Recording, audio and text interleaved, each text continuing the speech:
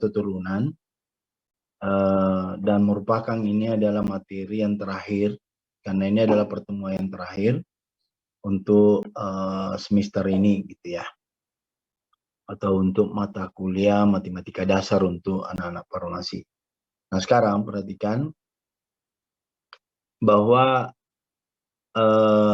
turunan-turunan yang kamu biasa pelajari di SMA itu adalah fungsi tunggal ya, dalam bentuk X, dalam bentuk T, atau dalam bentuk Y atau P dan sebagainya, atau variabelnya lah. Nah walaupun demikian bukan berarti anak-anakku tidak boleh tahu kalau misalnya dalam suatu fungsi ada fungsi yang implisit ya, yang seperti yang kemarin Bapak berikan, yang seperti ini, X, Y gitu ya, 2XY kuadrat misalnya, tambah 3X kuadrat Y, dan seterusnya gitu. Nah, sudah beberapa yang diantara kamu semua mengirim jawaban-jawaban soal berkaitan dengan soal yang Bapak sampaikan minggu lalu. Walaupun tidak semuanya Bapak komentari, ada sudah yang benar, ada juga yang salah gitu ya. Yang jelas kamu perhatikan baik-baik bahwa kalau suatu fungsi, anggaplah misalnya seperti ini, 3X kuadrat Y tambah misalnya adalah X, Y pangkat 3 baru pangkat 3 lagi misalnya seperti itu. Kamu pakai prinsip bahwa turunan luar kali turunan dalam. Jadi turunan luarnya ini dia akan menjadi 3X kuadrat Y tambah X, Y berpangkat 3. Ini berpangkat 2 gitu ya. Nah ini adalah turunan luarnya. Ini turunan luarnya gitu. Kalau ada di antara kamu saya melihat bahwa dia sudah pisahkan, anggaplah kamu boleh simbolkan ini nak, ini adalah misalnya bintang gitu. Setelah itu kita kerjakan turunan dalamnya. Otomatis kalau turunan dalamnya dia akan begini nak, lihat D 3X kuadrat Y itu, jadi ini per DX itu ya. Lalu ditambah lagi dengan DX Y berpangkat 3, ini DX. Itu boleh ya. Jadi nanti setelah itu kan ceritanya itu di sini dikali. Ceritanya itu di sini nak. Dikalikan jadi turunan luar kali turunan dalam. Kalau ini misalnya kita simbolkan ini adalah 1, rumusnya 1, ini kita simbolkan adalah angka Romawi 2, maka di sini adalah dikali angka Romawi 1 ya nak ya, ditambah dengan angka Romawi 2 gitu. Nah, kita kerja satu-satu. Berarti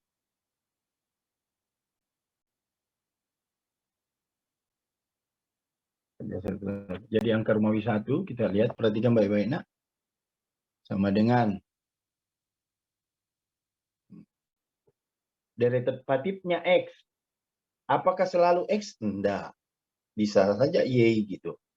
Cuma pertanyaan saya bahwa angka 3 atau konstanta 3 di depannya X kuadrat dan Y itu milik siapa? Saya tanya kepada kamu semua.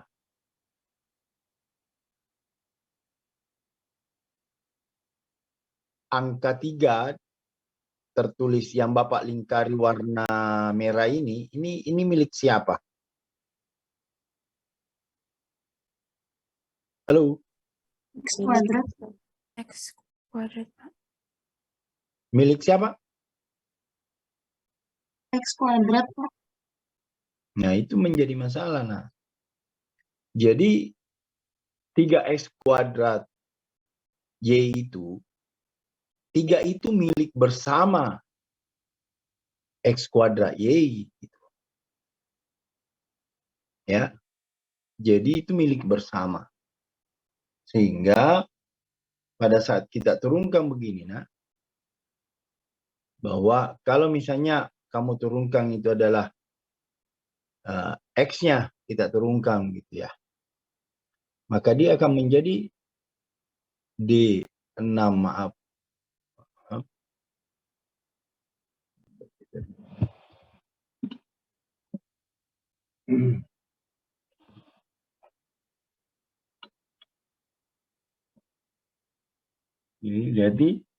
Jadi boleh jadi kamu keluarkan ini 3 gitu, jadi baru ini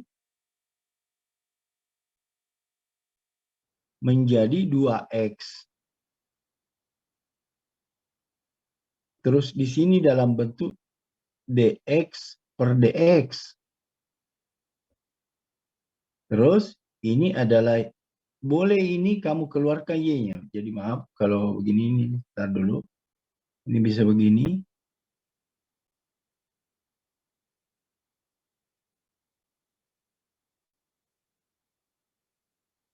Begini, y-nya dulu dikeluarkan. Itu nah. Terus yang diturunkan adalah x-nya, maka dia akan menjadi 2x. Di sini dx per dx. Gitu. Lalu kita tambahkan dengan y-nya lagi yang kita turunkan. Nah, y-nya lagi yang kita turunkan, maka yang keluar siapa? Keluar 3x kuadratnya.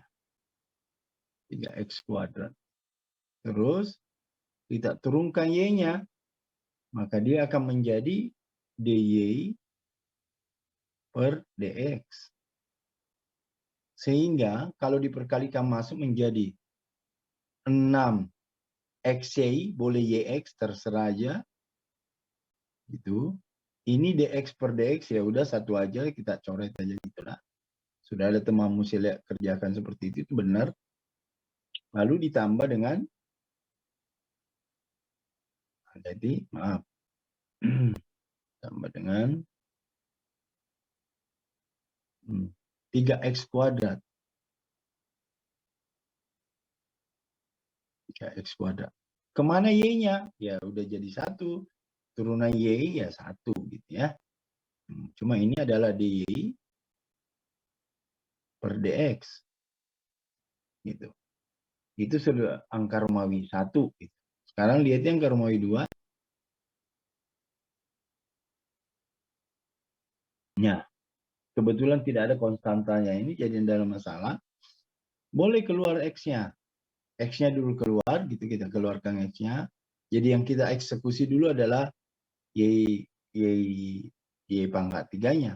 Apakah selalu yang di belakang di sini? Enggak, terserah mau kamu semua nak. Mau x-nya dulu kamu turunkan boleh. Y-nya juga kamu turunkan juga boleh gitu ya. Nah, kebetulan Bapak yang mengerjakan ini, Y-nya yang Bapak turunkan dulu. Jadi tergantung dari seleramu masing-masing. Nah, ini akan menjadi 3y kuadrat, di sini dy dx. Gitu. Ya, seperti itu. Baru ditambah dengan, jadi ditambah dengan siapa lagi? Nah, x-nya sekarang yang kita turunkan. Nah, jadi ini menjadi y berpangkat 3. Baru kita turunkan x-nya. Turunnya x itu kan 1 dx. Jadi sini dx per dx. Itu. Sehingga ini sama dengan tadi, ini dicoret. Itu. Akhirnya akan menjadi Kalikan masuk, nak. 3 XY kuadrat. Ini DY per DX. Ditambah dengan Y berpangkat 3. Gitu. Inilah Romawi 2. Gitu ya.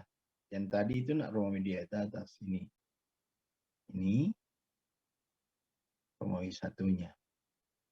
Tinggal masukkan di papan tulis yang di tengah kamu lihat. Lalu perkalikan dengan 3 kali 3x kuadrat Y tambah X pangkat. X Y pangkat 3 pangkat 2. Bapak tanya kepada kamu semua. Lihat yang Bapak lingkari warna merah ini. Angka 3 ini. Apakah bisa langsung dikali masuk ke 3x kuadrat Y? Tidak, Pak. Tidak. Kenapa tidak? Karena ada pangkat duanya, Pak. Bagus. Karena ada pangkat 2-nya. Ya, karena ada pangkat 2-nya. Kalau tidak pangkat 2, ya boleh-boleh saja. Tapi karena ada pangkat 2-nya, nggak boleh. Jadi ketelitianmu nanti di situ, pada saat mengerjakan soal seperti ini, nih hati-hati nak. Karena kalau kamu tidak hati-hati dalam setiap langkah-langkah itu, untuk melihat salahnya itu jadi ribet. Karena jadi rame itu di hasil kerjamu itu. Jadi lebih baik kamu pelan-pelan saja dalam setiap langkah, sehingga urutannya kamu pahami. Dibanding dengan cepat kamu kerja, tapi di akhir jadi masalah. Gitu. Jadi kamu pelan aja, jadi setiap langkah demi langkah kamu tahu, kamu boleh melabel. Karena ini kan ya panjang ya ceritanya. Gitu ya. Kamu boleh label misalnya seperti yang Bapak sampaikan tadi, adalah turunan pertama, turunan luarnya Bapak label bintang. Terus turunan dalamnya tadi 3x kuadrat Y saya label angka Romawi 1. Terus yang di dalamnya lagi XY pangkat 3 adalah angka Romawi 2. Cari satu-satu itu. Setelah itu kembalikan ke semula posisinya gitu. Nah, seperti itu gambarannya untuk turunan-turunan seperti itu. Nah, mungkin kamu bertanya, Pak, nanti soal yang Bapak naikkan turunan yang seperti apa gitu ya. Nah, lihat nih, ada hal juga yang seperti ini, nak. Mungkin itu di SMA pernah dengar begini, bukan pernah dengar, atau pernah kerjakan soal, misalnya suatu bola dilempar dengan kecepatan sekian, gitu ya. Anggaplah misalnya fungsinya, tapi ini adalah fungsi bukan implisit ya. Misalnya adalah Y fungsinya, maaf. Ini seperti ini. Y misalnya adalah 2x berpangkat 3 kurang misalnya 5x berpangkat 2 tambah 4x misalnya kurang 5 gitu ya. Itu adalah sebuah fungsi yang dibentuk oleh misalnya bola ditendang gitu ya seperti itu. Nah, ingin dilihat adalah kecepatan maksimum terjadi misalnya pada titik T berapa, waktu sekian gitu. Nah, makanya biasa ini selalu itu dicari turunan pertamanya, nak. Jadi Y, jadi ada kan dulu istilah di SMA itu adalah titik stasioner. Titik stasioner itu ada 3. Yang pertama adalah maksimum, yang kedua adalah minimum, yang ketiga itu belok. Jadi pemahamannya itu begini, nak. Jadi kalau misalnya dia ada kurva seperti ini, maaf. Ada kurva seperti, aduh, bentar dulu. Ada kurva seperti ini, perhatikan baik-baik, nak.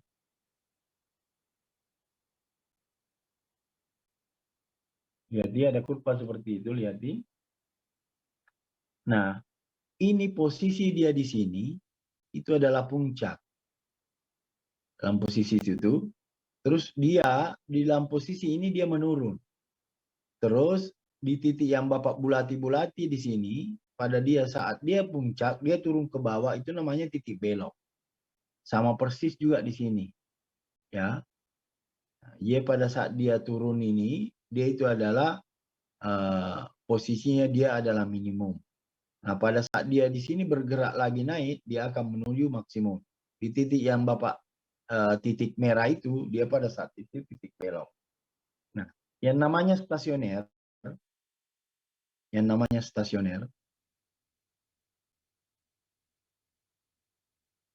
itu ada 3. Yang pertama itu adalah maksimum. Yang kedua adalah minimum.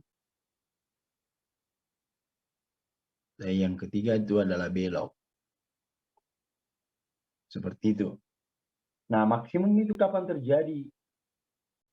Maksimum itu terjadi adalah jika turunan keduanya itu adalah dia kurang daripada 0. Dan terus kapan dia minimum? Pada saat turunan keduanya dia adalah lebih besar 0. Dulu waktu Bapak ya seusia dengan kamu semua, baru SMA dan masuk perguruan tinggi di awal, rasa-rasanya jadi kontras itu di perasaan Bapak, kok kurang daripada 0 itu adalah maksimum.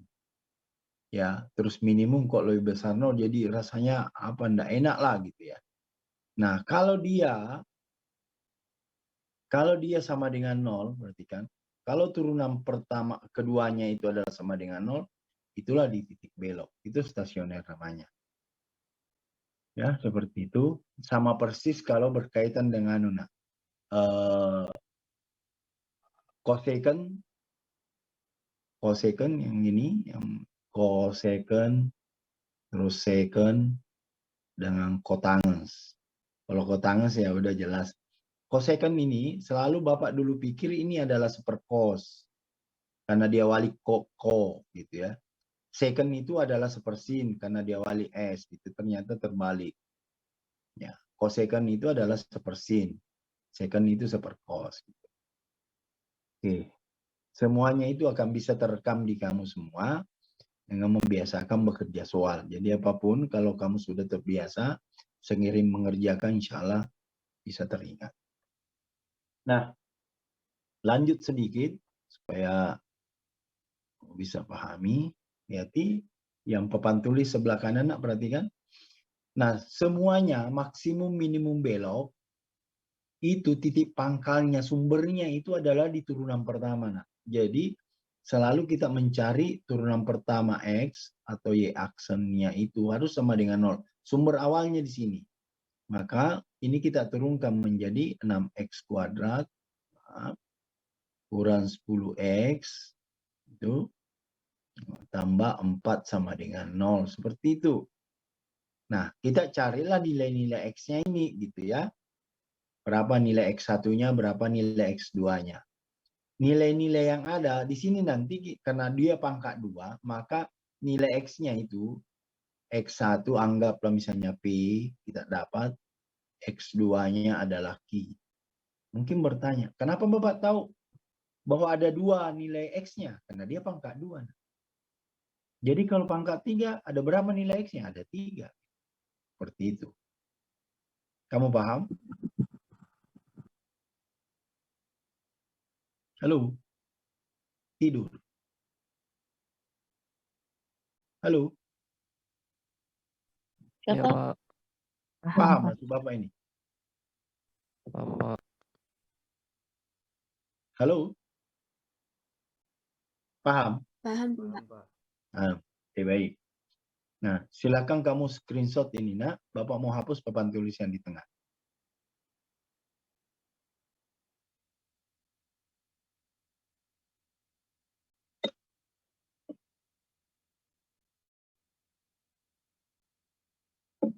Sudah?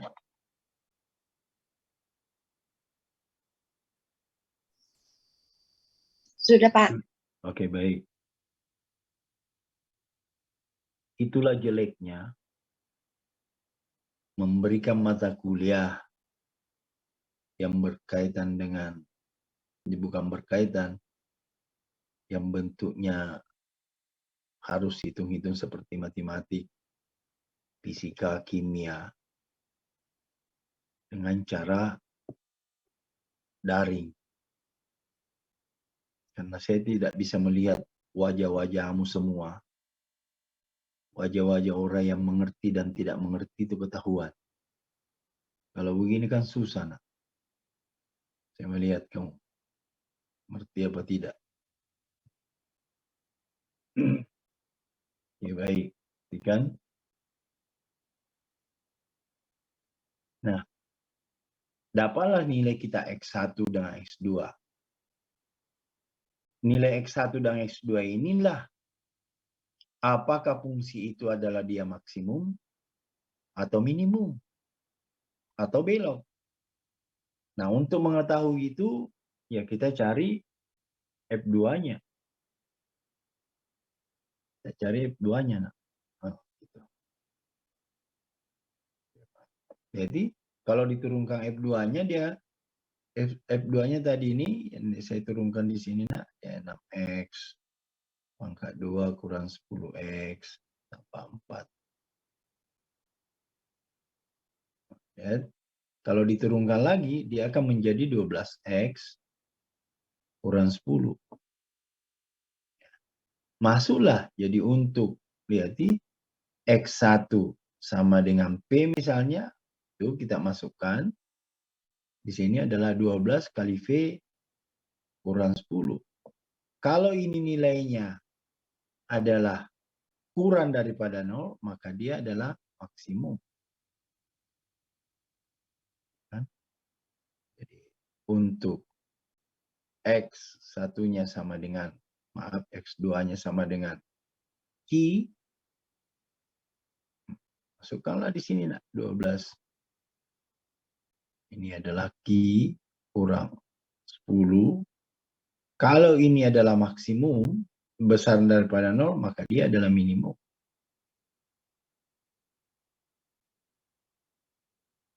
Ini letaknya semua ini, seperti inilah bentuknya. Nah, biasa ini juga dalam fungsi adalah T, pakai waktu dia. Jadi misalnya botol impus, kecepatan impus itu, makanya gini, nak. Seorang perawat untuk mengetahui kecepatan daripada tetesan impus itu, karena biasanya dari dokter itu meresep bahwa cairan ini dalam 1 menitnya itu sekian cc yang harus masuk. Seperti itu. Nah, terus para apoteker itu dalam menerima resep itu melihat, oh kurangnya sekian, kurangnya sekian. Jadi botol impus itu punya ukuran masing-masing, tidak sama gitu ya. Nah, seorang perawat itu pada saat dia masukkan cairan, maka akan dilihat jamnya. Jamnya dia hitung itu, nak, menitnya dia cukup 15 menit, 15 detik. Anggaplah misalnya dalam 1 menit itu sekian, misalnya anggaplah 60 tetes harus masuk misalnya. Maka dia hitung itu, nak, adalah mulai dari angka 1 atau pokoknya 1/4 aja. Jadi kan seperti ini gambarannya. Ini lingkaran jam. Ini kan 12. Ini 6. Di sini adalah 9. Di sini adalah 3. Dia hitung itu 1/4-nya aja gitu. Atau di sini boleh, terserah, jelas 1/4.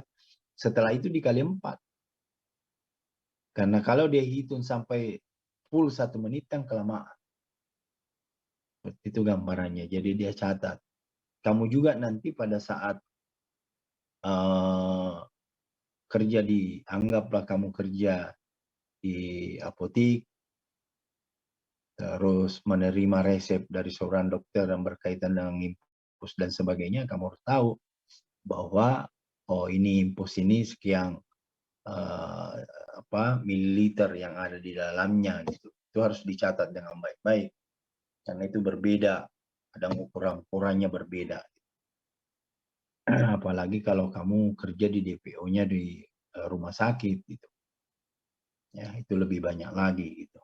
Nah, kamu harus tahu berkaitan dengan ya kecepatan, artinya kan itu apa ya, klaim-klaimnya impus itu kalau ada namanya dicor ya, istilahnya itu ya, seingat saya kalau misalnya orang kena kekurangan cairan karena misalnya adalah muntaber atau diare dan sebagainya, itu kan perlu dicor, itu istilahnya dipulkang itu cairannya masuk. Karena orang kekurangan cairan itu ya perlu perlu dicorkan dia punya impus. Oke, baik. Nah, nah, yang mana yang Bapak naikkan nanti di sebagai soal UTS-mu yang ini, kamu perhatikan baik-baik. Bapak mau hapus papan tulis yang di paling kiri.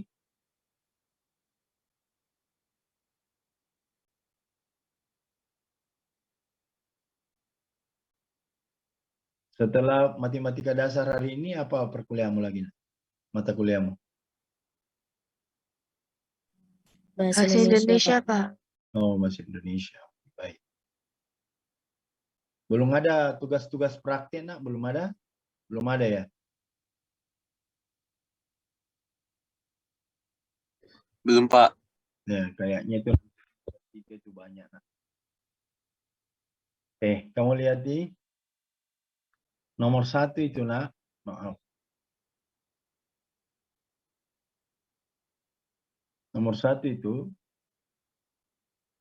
adalah berkaitan dengan gambar grafik fungsi.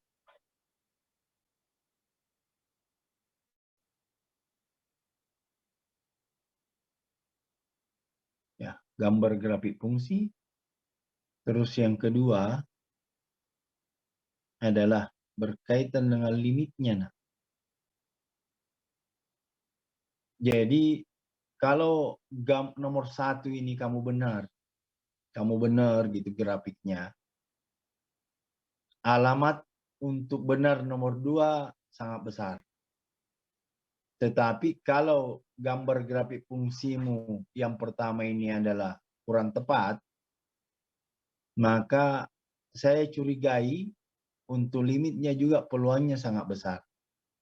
Terus gimana, Pak, kalau misalnya grafiknya benar terus limitnya salah, ya otomatis tanda tanya besar buat Bapak gitu ya. Tapi bukan berarti Bapak tidak nilai, tetap nilai. Ya.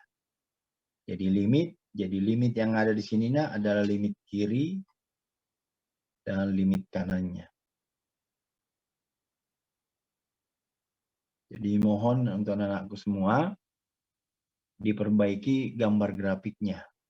Sekali lagi saya menyampaikan bahwa tidak mesti kamu harus bukan menggambar lengkap, mencari titik puncaknya, sumbu simetrinya.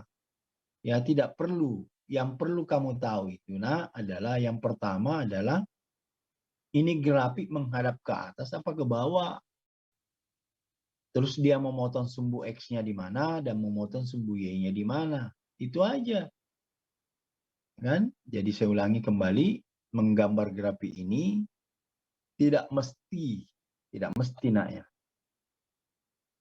Kenapa saya mengatakan, Bapak mengatakan begitu? Takutnya kamu terlalu terkonsentrasi, terfokus ke kelengkapan data-data menggambar grafik, akhirnya nomor yang lain terabaikan gitu. Jadi intinya kamu lihat, oh kurva ini menghadap ke atas. Udah. Titik fotonya terhadap sumbu X, kamu cari.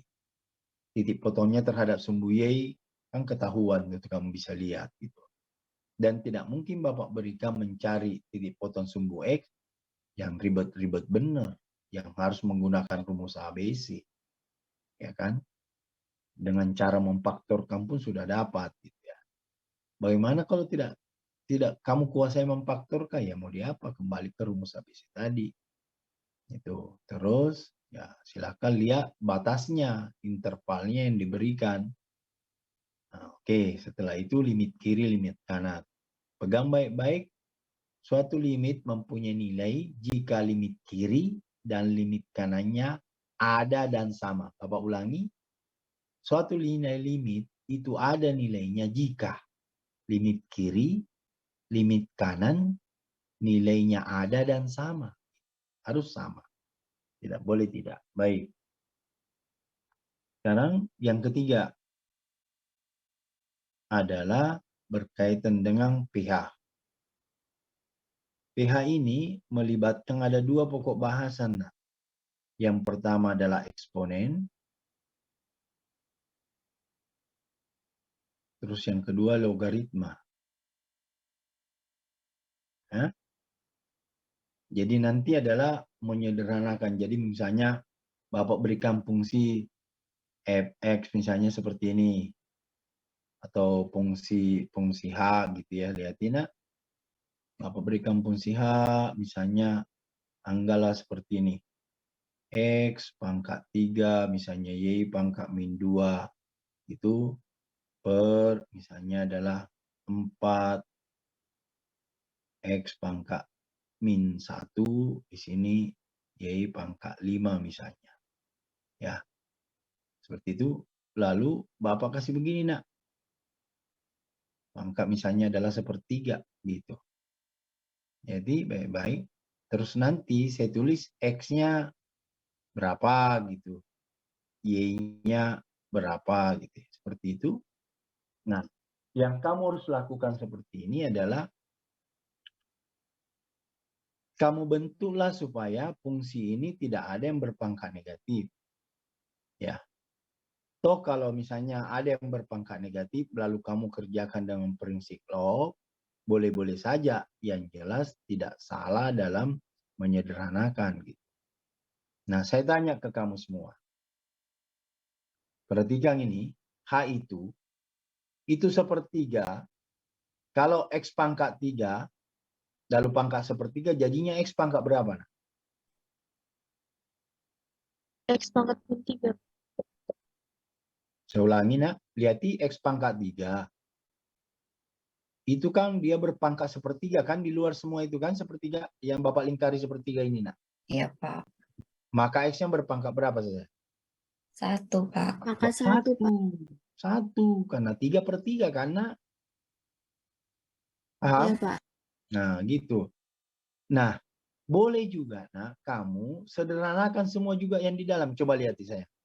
Ini kan di bawah X pangkat min 1. Ini kan min 1 karena yang Bapak coret merah kan? Iya Pak. Kalau dia naik menjadi X pangkat berapa saya? X pangkat X 1. pangkat 4 Pak. Baik pangkat 4. Terus ini Y pangkat min 2.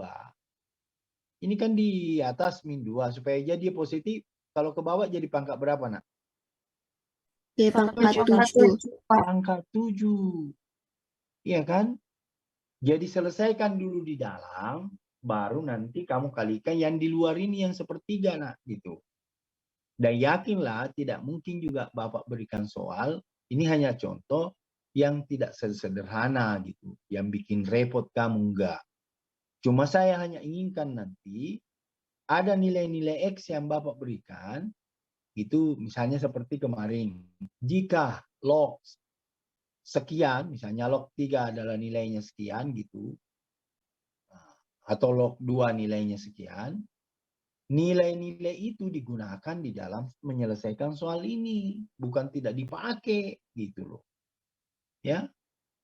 Itu. Karena nanti nak dalam ujianmu haram hukumnya. Tahu haram hukumnya tidak boleh. Membawa HP. Yang kamu boleh bawa itu adalah kalkulator. Silakan aja. Ya. Seperti itu. Nah, tapi tidak ada yang terlalu sama dengan UTS kemarin menjadikan kilogram, miligram yang terlalu besar. Perhitungannya nggak ada, nah. Yang cukup sederhana aja semua. Itu berkaitan dengan pH. Itu ya, nomor 3. Sedangkan nomor 4-mu itu adalah berkaitan turunan implisit. Nah, ya. Turunan implisit. Jadi berkaitan dengan misalnya saya berikan suatu fungsi fx y begini, x kuadrat y tambah Y kuadrat X misalnya pangkat 4 misalnya. Saya suruh kamu cari dy dx-nya gitu. Seperti apa gitu. Ngerti? Sudah ada gambarannya di sini?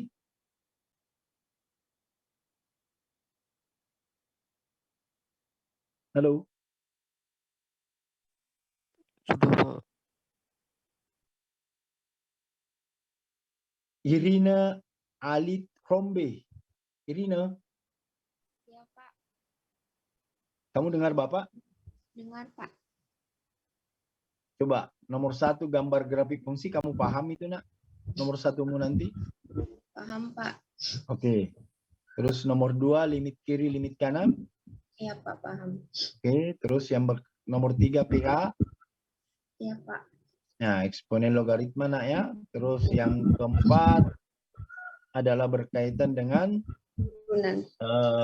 turunan gitu nak ya. Turunan eksplisit gitu. Saya itu bertanya ke kamu.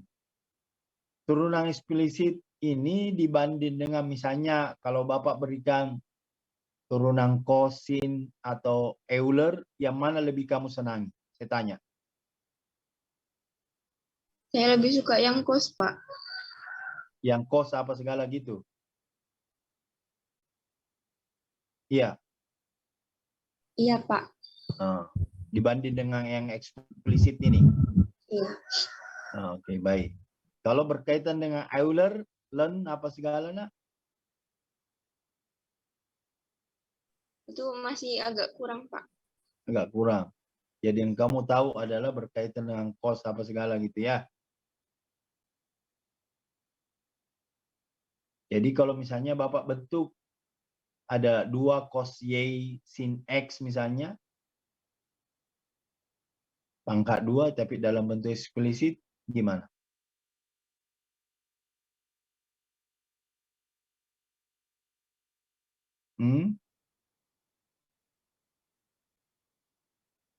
Karena sebenarnya kalau mau jujur, ya harusnya ada soal yang ada eksplisitnya, ada soal yang berkaitan dengan stasionernya, terus ada soal yang berkaitan dengan Euler-nya.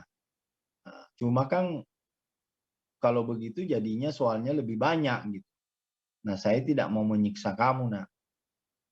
Saya selalu memberikan soal itu kepada kamu semua itu 4 nomor. Sehingga kalau benar 1 yaitu tadi 25, benar 2 50, 3 benar 75, 4 benar ya 100. Itu dalam UTS. Kalau UAS nanti ada nilai setengah ya. Yang jelas tidak ada di berita acara ujian nak tercatat namamu sebagai mahasiswa yang melanggar gitu loh. Contek atau apa dan sebagainya. Kalau ada berita acaramu tertulis seperti itu ya Bapak tidak bisa tolerir. Ya kan? Oke, baik.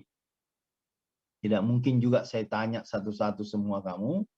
Yang jelas nomor 1 adalah gambar grafik fungsi. Yang kedua limit kiri dan limit kanan. Yang ketiga berkaitan dengan pH. Terus yang keempat itu adalah berkaitan turunan eksplisit. Ya, nanti boleh jadi siapa tahu ada kosnya, ada sinnya, apa dan sebagainya. Dan jadi masalah gitu. Oke, ada yang mau ditanyakan nak?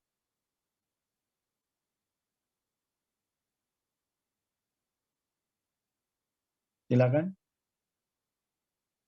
Nanti kalau misalnya mungkin kamu malu atau apa bertanya di sini, kamu boleh japri Bapak. Ya, boleh japri atau kamu fotokan soal atau apa dan sebagainya, kamu boleh japri ke Bapak dengan seperti itu. Cuma jangan langsung berharap saya bisa jawab. Siapa tahu sementara ada kegiatannya Bapak atau sementara di atas kendaraan, ya susah tuh, tapi insya Allah saya akan jawab. Ya, paham ya? Halo? Paham, Pak. Oke, baik. Ada yang mau bertanya?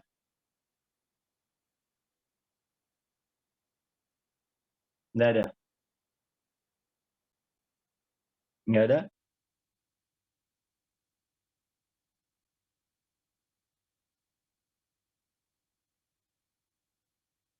Nggak ada yang mau bertanya?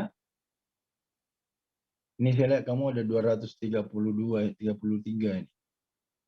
Dian Jatiningrum. Halo Dian, Iya, Pak. kamu ngerti apa yang Bapak ajarkan? Mengerti, Pak. Ali Akbar, Iya, Pak. paham? Paham, Pak. Salsabila Pratama, Iya, Pak. ngerti apa yang Bapak ajarkan? Iya, Pak. Ngerti, Pak. Saya minta kepada kamu semua, nak, karena Bapak belum dapat informasi tanggal berapa, hari apa, jam berapa UASmu. Kamu sudah dapat informasinya atau belum? Belum, Pak. Belum, Pak. Ya, belum. Saya hanya minta, nak, sama kemarin pada saat UTS, kamu siapkan 1 lembar covermu. Dan teknisnya itu adalah 1 lembar, itu 1 jawaban. Tidak boleh bolak-balik. Jadi nanti itu kan kertas double folio bergarisnya itu kan dari fakultas. Setelah kamu terima, langsung kamu belah 2, bawalah mistar, gitu ya. Tak usah gunting lah, nak. Mistar, ya joroknya itu ya pakai ludah. Biasa kan? Waktu di SD. Kalau kamu belah 2 kertas itu, tapi kamu sudah dari rumah tulis namamu, terus NIM-mu, terus kelasmu, dan jurusanmu. Farmasi umum atau klinis gitu. Terus itu namamunya tulislah dengan jelas. Terus NIM-mu gitu ya. Karena terkadang itu ya saya mencari lain ini gitu. Karena tidak terbaca dengan jelas, tertulis dengan jelas. Oke, baik, saya pikir makasih banyak, nak, Pak, atas perhatiannya, dan mudah-mudahan kamu bisa lulus dengan nilai yang baik semua. Sekedar informasi, biasanya Bapak itu setelah ujian, seminggu kemudian itu sudah bisa ditahu nilainya gitu ya. Nah, itu nanti akan Bapak lihat setelah akumulasi dengan nilai UTS, ya. Bapak akan infokan lewat fakultas, lewat prodimu masing-masing bahwa ini mahasiswanya mengulang atau tidak gitu ya. Ada perbaikan nilai gitu. Jadi kalau setelah ujian jangan langsung cepat-cepat pulang kampung. Ya, yakinkan dulu bahwa nilaimu sudah keluar semua dan tidak ada yang mengulang, barulah pulang kampung. Jangan setelah ujian pulang kampung. Tiba-tiba ada perbaikan nilai atau tidak lulus, kayak apa? Ya. Kalau misalnya ujiannya adalah offline, kayak apa, susah. Nah, baik. Jadi saya ulangi kembali bahwa tolong bawa dari rumah covermu, nak. Jadi namamu di 1 lembar, nanti ujianmu itu ya tersusun nomor 1, 2, 3, 4. Itu covernya di atas gitu. Kamu staples. Nanti saya sampaikan ke prodi untuk menyiapkan staples. Jadi tidak perlu. Tapi kalau kamu bawa staples sendiri-sendiri, jauh lebih bagus lagi gitu. Oke, baik. Makasih banyak, nak, info perhatiannya. Dan mudah-mudahan kamu lulus dengan nilai yang baik semua. Dan jaga kesehatan ya. Oke, baik semua, makasih banyak, dan saya akhiri pertemuan kita pada pagi hari ini dengan ucap alhamdulillahirrahmanirrahim. Assalamualaikum warahmatullahi wabarakatuh. Waalaikumsalam. Terima kasih, Pak. Ya, Pak. Terima kasih banyak, Terima kasih, Pak. Pak. Terima kasih, Pak.